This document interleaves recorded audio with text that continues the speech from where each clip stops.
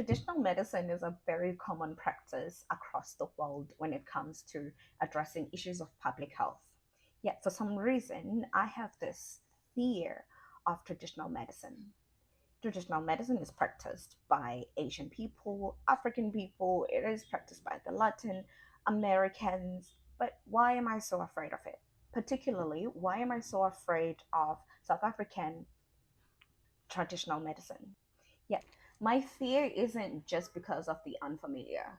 My theory is it's tied back to the spine chilling stories of witchcraft I've heard throughout my life.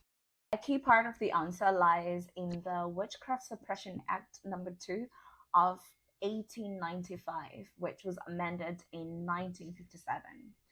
This Witchcraft Act was based on a British law, or rather, a Witchcraft Act that was established in the 1700s. The act stated, for example, that any person who purports to cure or influence health outcomes by invoking supernatural powers or occult practices shall be deemed to be practicing witchcraft and is subject to the penalties prescribed under the law. As a result, traditional practitioners would be arrested and thrown behind bars for less than 20 years if you were accused of murder, or if no murder was involved, just claims, it would be 10.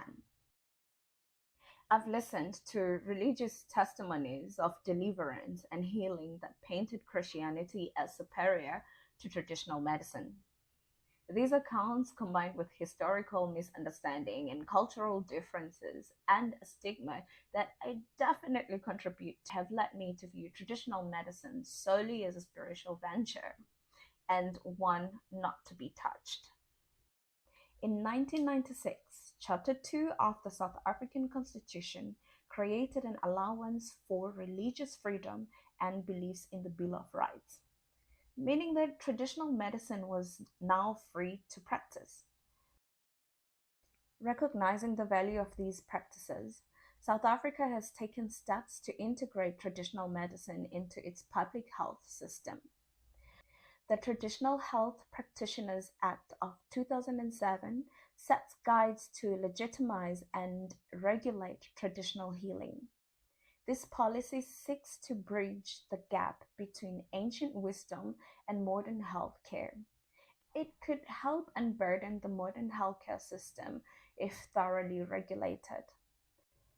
The Witchcraft Suppression Act of 1957 still stands in South Africa. However, it's been reviewed numerous times because of the language used in the act, the penalties, and the fact that it sort of impedes customary law and beliefs.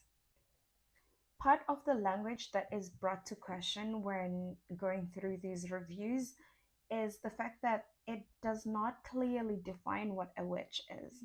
According to the World Health Organization, traditional medicine is the sum of knowledge, skills, and practices based on theories, beliefs, and experiences indigenous to different cultures, used in the maintenance of health and in the prevention, diagnosis, improvement, or treatment of physical and mental illness. So, does traditional medicine make us healthier? I would argue that, well, first of all, I do not have a definite answer. I do not have personal experience on the matter, but I'd argue that it depends on the state you were in prior to consulting.